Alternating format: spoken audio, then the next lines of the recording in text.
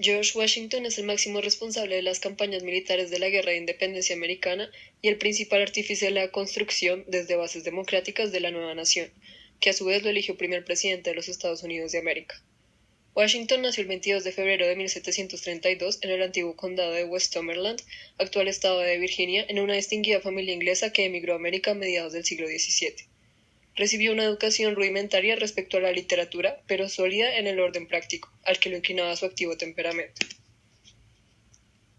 Cuando tenía 11 años murió su padre y pasó a la tutela de su hermanastro mayor, Lawrence, quien a través de las historias que le contaba a George terminó haciendo que germinara en él un ferviente deseo de ser militar. Por otro lado, mientras Washington crecía, el contexto histórico a su alrededor se caracterizaba por la disputa entre ingleses y franceses sobre el dominio de América del Norte. De este modo, aunque a George las preocupaciones políticas no le perturbaban, ya que era un fiel súbdito de la corona inglesa, pudo por entonces sentirse algo molesto por ciertas limitaciones impuestas por el gobierno inglés que le impedían a él y a su hermanastro proyectar sus negocios hacia el oeste. Finalmente, la guerra entre franceses e ingleses se declaró en 1754. Esta se conoce hoy en día como la Guerra de los 7 Años y para los colonos ingleses en América supuso la lucha por su expansión frente al predominio francés.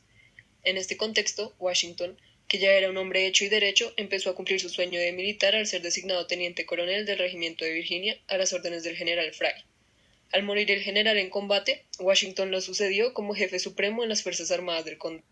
Así conservó el mando entre 1755 y 58, época en que también fue elegido como representante del condado de Frederick para la Cámara de los Burgueses de Virginia. Su nombre ya era popular, se le admiraba por su experiencia y tacto y comenzaba a labrarse un sólido prestigio político ya que intervenía activamente en las deliberaciones de la Asamblea. El final de la Guerra de los 7 Años llegó el 10 de febrero de 1762 con la firma del Tratado de París y significó la renuncia de Francia a sus pretensiones sobre América. Sin embargo, el déficit originado por la contienda fue enorme y por eso, en marzo de 1765, el Parlamento inglés votó un impuesto que hirió los derechos tradicionales de las colonias. Washington se sintió irritado por tales medidas, pero continuó considerándose un súbdito leal a Inglaterra y un hombre de opiniones moderadas. En 1773 la población de Boston protestó contra los impuestos arrojando los cargamentos de té al mar. El hecho, conocido como el Boston Tea Party, acabó de abrirle los ojos a Washington y de volcarle hacia la defensa de las libertades. De este modo, cuando los legisladores de Virginia se reunieron el año siguiente en Raleigh, él estuvo presente y firmó las resoluciones. En la primera legislatura revolucionaria de ese año pronunció un elocuente discurso declarando: organizaré un ejército de 1000 hombres, los mantendré con mi dinero y me pondré al frente de ellos para defender a Boston. Moderado cuando, vestido de uniforme, representó a Virginia en el primer Congreso Continental que se celebró en Filadelfia en 1774. Sus cartas, sin embargo, muestran que aún se oponía a la idea de la independencia, pero que estaba decidido a no renunciar a la pérdida de los derechos y privilegios que son esenciales a la felicidad de todo Estado libre y sin los cuales la vida, la libertad y la propiedad se tornan totalmente inseguras. Y, dicho esto, Washington empezó toda una aventura militar en la que demostró una gran habilidad para animar a sus ejércitos y mantenerlos fieles a él. Sin embargo, no se puede decir que haya sido el mejor estratega. Pero bueno, al fin y al cabo, esto le ayudó a generar una gran fama y así, cuando ya se veía venir el éxito de la Revolución Americana, voluntarios franceses como Lafayette, el conde de Rochambeau y François-Joseph Paul de Grasse, polacos como Tadeusz Kosciuszko y sudamericanos como Francisco de Miranda acudieron en auxilio de las huestes de Washington, que vio así facilitada su tarea. Por otro lado, el gobierno francés también vio en el conflicto la oportunidad de vengar la derrota de la Guerra de los 7 Años y, en 1778, firmó una alianza con los.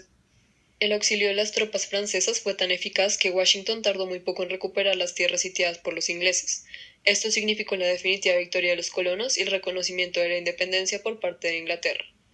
Una vez terminada la guerra, Washington, que se encontraba en la cumbre del prestigio y la fama después de los triunfos militares, tuvo que hacer frente a los problemas de la reconstrucción nacional, para lo que proclamó la necesidad de establecer una constitución. Es aquí donde es necesario entender cuál es el concepto de Estado de este personaje.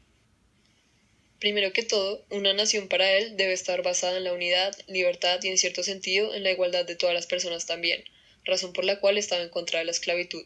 Para eso, es necesario entonces que los servicios públicos provean al pueblo de seguridad y educación.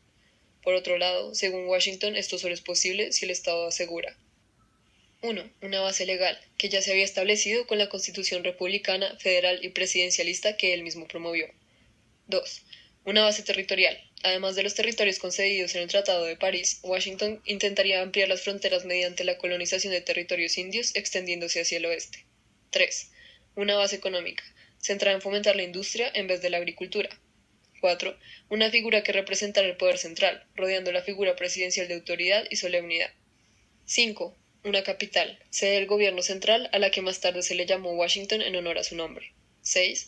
Un sistema político, que para él debería ser una república basada en los principios liberales. 7. Un sistema defensivo, además del ejército. Para ello, en 1792 promulgó la ley de la policía.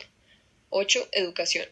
Washington proponía la fundación de una universidad donde la población se pudiera formar en diferentes doctrinas del conocimiento y cuyo fin último fuera el entendimiento de los intereses y las políticas nacionales.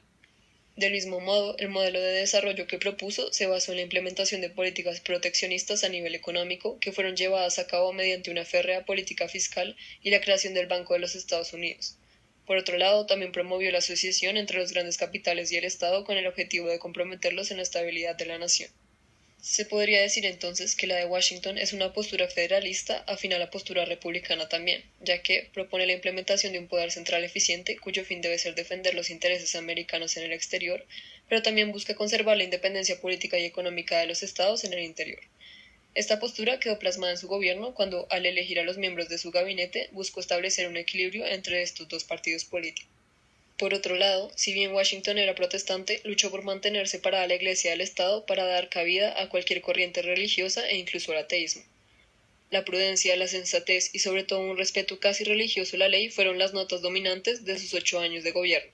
Así, fue elegido por tercera vez para ocupar el poder, pero en esta oportunidad se negó tajantemente, aduciendo que quería volver con su familia a la paz de la vida privada. En realidad, refrenaba el miedo a la tentación dictatorial que desvirtuaría el origen democrático de su lucha por la independencia y no dudó en regresar a su plantación de Virginia. Finalmente, pasó los 2 últimos años de su vida con su familia y murió de una laringitis aguda el 14 de diciembre de 1799, después de regresar a su casa agotado por una cabalgata de varias horas entre el frío y la nieve.